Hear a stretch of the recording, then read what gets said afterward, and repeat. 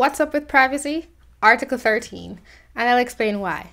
Hi, my name is Desiree. This is my channel Ramble, and this video is the first in a series that I'm doing as part of my work with Particl, a privacy-focused cryptocurrency project. All opinions in this series and on my channel are my own and only my own.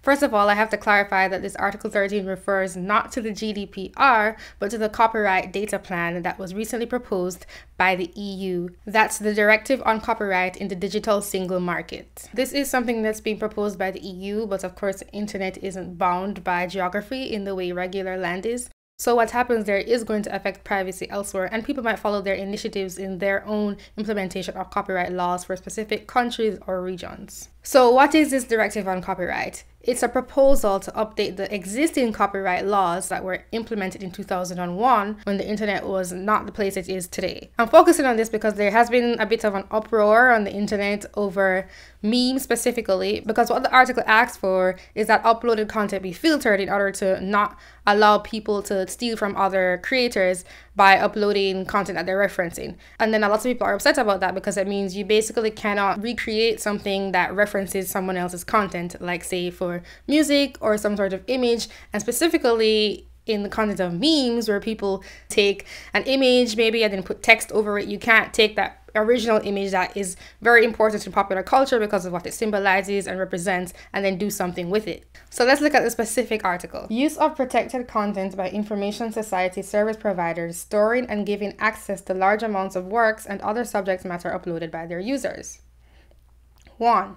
Information society service providers that store and provide to the public access to large amounts of works or other subject matter uploaded by their users shall, in cooperation with right holders, take measures to ensure the functioning of agreements concluded with right holders for the use of their works or other subject matter, or to prevent the availability on their services of works or other subject matter identified by right holders through the cooperation with the service providers. Those measures, such as the use of effective content recognition technologies, shall be appropriate and proportionate. The service providers shall provide rights holders with adequate information on the functioning and the deployment of the measures, as well as, when relevant, adequate reporting on the recognition and use of the works and other subject matter. Number 2, under Article 13. Member states shall ensure that the service providers referred to in paragraph 1 put in place complaints and redress mechanisms that are available to users in case of disputes over the application of the measures referred to in paragraph 1.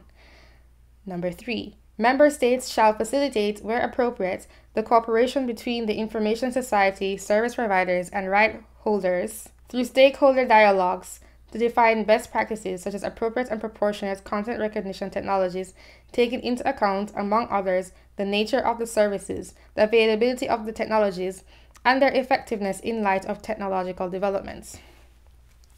So the thing that stood out to me the most here was taking appropriate and proportionate measures. It says, those measures, such as the use of effective content recognition technologies, shall be appropriate and proportionate.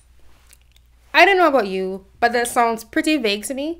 I don't know what that means. You're basically saying if someone can't reference some of your content, such as under current fair use law, then you can only hear content from that source. Someone can't then go and criticize that content and reference that content and draw your attention to it. First of all, it's better when you're, say, arguing for or against something that you state the initial argument or the initial statement or proposal, and you have to reference that content first.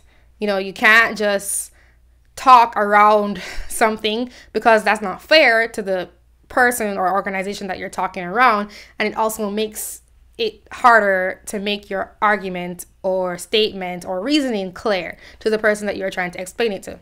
Now, for the privacy part of this, I think what's interesting is the appropriate actions.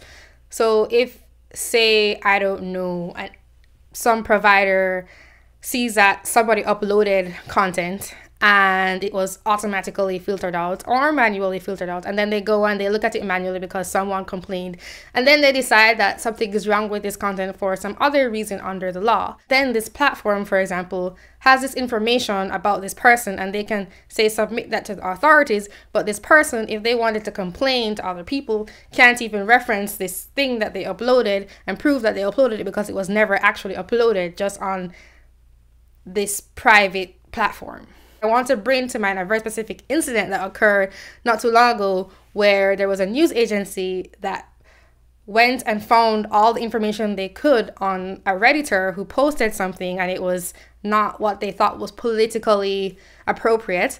And so this Redditor was actually doxxed by a major news organization. Maybe the internet has forgotten about this, but I haven't. And the thing to keep in mind is that if someone uploaded content and it went through the filter and it wasn't actually uploaded so the whole public could see, then that person might be fighting that battle all on their own. And they could figure out who that person is based on some kind of information like IP, something like that. But no one would know except that person and the authorities. And I know some people will say that this is useful for the things that they think should not be there, but that is a very subjective and gray area.